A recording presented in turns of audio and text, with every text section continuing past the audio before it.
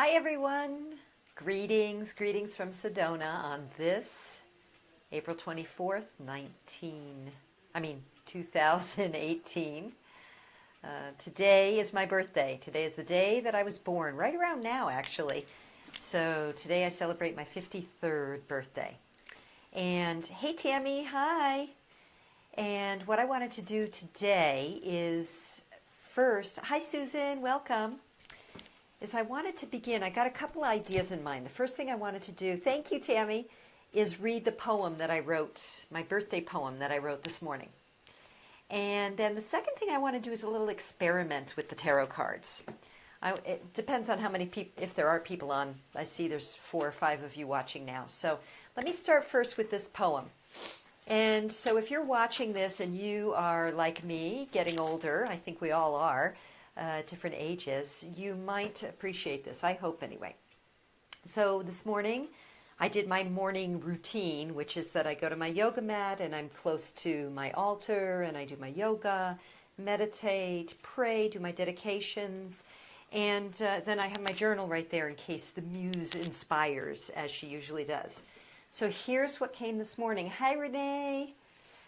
Okay, so here is my birthday poem, free verse. I am not this vehicle. I am that which looks out through the eyes of this body. I am a wise, ancient being on an adventure, first lost and then found, here in form. I am not this aging skin, nor these achy limbs. I am beyond the spine of this time and space. I am grace, eternity, gazing through the eyes of an earth human called Dawn. And so I say thank you to this beautiful vehicle I've been dancing within. You seem to have aged quickly, but you have served me well. May our journey continue in health and a happy, happy heart. Happy birthday to me. Thank you for letting me share that with you. I hope you're still there watching. So, why did I write that? I really had the experience this morning of, I have a mirror on my altar right now as part of the work that I'm doing with my Priestess Council. And so I looked in the mirror and I saw in my eyes, and I saw the wrinkles and the age spots in my skin and the sort of sagging jowls and these other things that happen as the body ages, right? And I wasn't identified with it, which is really, it's an incredible liberation actually. And it's really how it is, the recognition of our eternal being that goes in and out of form. And so I was really able to find that peaceful place today, to look in the mirror and understand that the me looking out through the eyes that I saw was not this. That the me looking out is the me that is beyond form. And even though I can't fully access all of that wisdom and knowledge and awareness that I will be able to when I leave this form, the knowing itself was a kind of liberation and certainly a joy. So it was like playful almost to look in my eyes and see the little crow's feet from smiling, and to just be in the delight of that knowing, that recognition that what is looking out through me is not this Dawn, it's this being that is showing up right now as Dawn in this form on this earth. So that was my little metaphysical insight of the day. So now, here's what we're going to do. if you're game, I would love for you to join me in this. I'm shuffling my deck, so you can see I got my deck here. Shuffling my deck. And what I want to do is I want to pull 3 different cards. We're going to do one at a time. So I want to invite you to tune in, whether you're live with me here now, or you show up later, or you watch this as a recording. I want you to tune into a question right now. Think about a part of your life. It could be a work, relationship, career, health, love, a decision that needs to be made. And I want you to formulate a question that's not a yes or no question. Hi, Sean. Welcome. So what do I mean by that? Let's say that you have a choice right now. Should I stay or should I go? Just to, you would have the specifics of what that is. You might want to formulate the question, the energy around me going, or the energy around me staying. So formulate, see how that's not a yes or no question. Or if you're curious about a love interest, you could ask, like, the energy of being in relationship with so-and-so, insert the blank.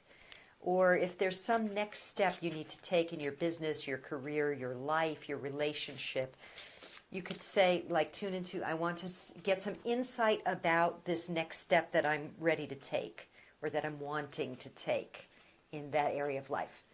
So I'm just going to shuffle here now and be quiet for a moment as you formulate your question. So you can go ahead and formulate your question and tune in. And go ahead and give me a thumbs up if you've got your question. Looks like there's only 3 of you right now, so, and even that, I don't know if you're actually watching. I don't actually know how this thing works on the other end. Maybe I'm talking to nobody, so. Okay, so what I'm going to do now is I'm just going to pull a card. Thank you for the thumbs up. I'm going to pull a card here, so tune into that question of yours. And let's have a look at the card that shows up. Oh, how fascinating. This is the card that had showed up for me before this reading. So, this is the 6 of Swords, and you can see the word on top there is passage. And the 6 represents a transitional phase, or it's kind of like a peak. It's like when you're not in completion, but when you're learning, or let's say you're growing in a certain area of life, or you're learning a certain skill. At first it's really, really hard to learn, and then you kind of get that, you're not a master, but you get that peak where you're kind of cruising and starting to feel good. So 6 has that quality of energy. It's a level of confidence in the experience, and swords have to do with the mind. However, very interestingly, almost all 6 of Swords cards show people on a boat traveling. They're making a passage from one place to another. So sometimes we can think of this as the travels of the mind, and making a passage that feels good, the thoughts in the mind. But it could literally be a passage, or in this case also for me, because I pulled it before, it's my birthday. It's a passage into the next year, the next cycle around the sun. So let me just, now that's the information, right? So now let me just tune in for a minute, because if you had a question and the traditional meaning isn't giving you the answer, let me just tune in and notice if there's anything else. I'm going to look. Yes, okay. So look at that big, stone kind of figure. Look at her eyes there. It's a little bit sphinx-like, but there's no, the eyes look like blank stares. And look at the hand. It's kind of emerging from this dark water. And right away when I looked at that, what it looked to me was that it's the passage of awakening. If we've been steeped in a certain belief system, circumstance, conditioning, relationship, job, piece of junk car that we drive around, something where there's you felt like you're really kind of bogged down in the darkness, and then there's this desire to reach up and come out of it. So there's something about emergence, not just a passage, but an emergence into an opening of some kind. However, look at the face. Again, these eyes, it's almost like this sort of trance-like state. And it looks very Sphinx-like. And we know that the Sphinx, in mythology, the Sphinx told riddles. And you had to understand the riddle. So you didn't get a straight answer, you got a riddle. So I just would invite you, if you have put together a question, an inquiry, how does this concept of emerging and open your eyes and being able to perceive the truth behind the riddle, how does that apply? Or what passage do you need to take now in order to emerge into what it is you're wanting? So that would be that's our first card. And for those of you who are joining now, I see Sean, Marie, maybe some others are joining. So what I want to do now, I'm going to pull another card. This is like my little birthday give back, as we're doing 3 tarot cards. So I want you to tune into a question, not a yes or no question. Tune into something you would like more insight about. Could be in an area of your life like career or work or relationship or family or health. Just tune in. What would you like some more insight about? I'm shuffling the cards, and in a moment I'll pull a card and we'll have a look and see what kind of insight is available for you. And here we go. Okay, so this is the 4 of Pentacles, and the Pentacles are the earth sign, so this is about the body and physical. And the word is avarice. Now, divorce. So, Marie, if you're wondering about divorce and this card shows up, there's going to be issues around money and home that you need to either protect against or negotiate around. So avarice is the energy that happens when we feel scarcity. And I'm not talking about you particularly, Marie, right now. I'm talking about this card. When one feels scarcity, it can be very easy to start to hoard. And when we hoard, we develop the energy of avarice. So we want more. And I'm going to put it all in this big castle with no windows. And I'm going to stay inside there and be miserable with all my money like a dragon. So this energy is either something you want to be sure that you are not activating in yourself, or that someone in your field is activating and you have to protect yourself. Be sure you protect yourself. So there is one piece of advice, I guess you could say, that I want to share with regard to divorce when you're dealing with a soon-to-be former spouse who has a lot of scarcity energy, who's running a lot of scarcity. And this is from experience. Call for justice.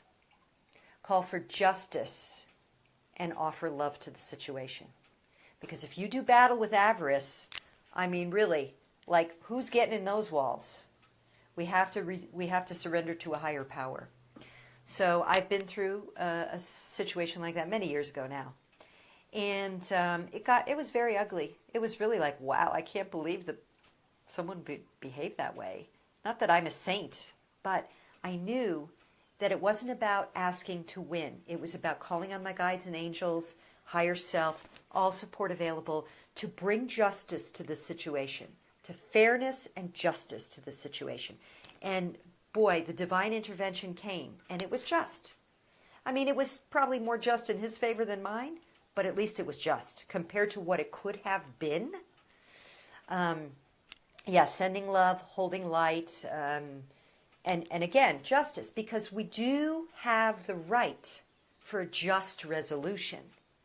And so when we call for that quality, that's the higher octave of either giving it all away because we just got to cut our losses and go, or because we don't have the self-confidence or self-esteem to say, hey, part of this is mine too. Or the opposite side, which is to fight against, right? I'm going to get as much as I can. Neither of those are the frequency of love. But justice is justice, and then we trust and we offer it up. So when dealing with avarice in another or in ourselves, it's time to surrender also the fear and to really ask for guidance and say, I surrender the fear, and I really am asking for the support to be able to trust that I am cared for. I am a divine child of the universe, and I am supported. And that, the whole thing about money mindset, and it's a big conversation. It's a bigger conversation than we can have here. It is one of the things I work on with people, though, at a deeper level. But for our purposes here, definitely, if you're feeling that need, like scarcity and pulling in like this, then you have inner work to do around scarcity, full stop. Scarcity is an issue, money and otherwise. And just one more thing about that, I'll tell you, the most avaricious person I ever met was a multimillionaire. Now, when I say that, that might be like a no duh, but the scarcity that this person was running, I mean, they wanted to make a little bit of money off of anything. If I had a pen and I wanted to give it to someone else and it was from this person's office, they'd be like, hey, give me a dime. I mean, it was ridiculous, And this is serious wounding. This is suffering. This is suffering. So, avarice. Call for justice. Look in yourself where you might be feeling these scarcity energies, and definitely do your inner shadow work on it. Get some help with that, because it's a crappy energy to run. And I've been in that place too of scarcity. It's no fun. It's no fun. Okay, so now let's go one more. We'll see if there's anyone else either here now or later. I hope that was helpful for you, Marie. And I wish you all the best with what's going on for you in your life, your passage to a new way of being in or out of relationship. So we're going to do one more now. So if you have another question, or if we have any new people here, just tune into something you'd like a little more insight on. Because on this day, on the 53rd anniversary of my birth, my give back is to share some tarot insights to my dear friends here on Facebook who come and visit me every day and humor me by listening in. So tuning into a question, something you'd like some insight on, not a yes or no question. Could be health, could be relationship, could be a love interest, could be career or job, a creative project that you are interested in investing your time or energy or even money into. Just tuning in what that might be, and let's see what insight we can get. An easy card. The Papist. So this is the High Priestess card. So this is the feminine spiritual priestess. She is the wise feminine who listens within to access her higher guidance before making any decision. She's the one who feels into what needs to be brought forward at this time. So you're welcome, Marie. So whatever your inquiry is, when you get the Papist, which is a major arcana card, it says the first thing to do is connect deeply with the wisdom of your body and your emotions. You have to feel into the answer for this and trust your feelings. When you feel in and you trust and you give yourself the space, you stand then between the pillars of Alpha and Omega in the wise seat of the High Priestess, the Wisdom Keeper. So I hope that's helpful as well. And I thank you all for being here with me today. I wish you all bright blessings. If you have any relevant comments or questions, please leave them below. And after I publish this, I'll go ahead and put the link to my my free gift on my website. So if you find the work I do here or the offerings I do here helpful or insightful, I invite you to access the Empowerment Library on my website. All you have to do is give me your name and email address there on the site. You just click the link and you'll have access to a bunch of audios. So, Okay, happy April 24th to all of you out there in Facebook land. With much love until tomorrow. Mwah.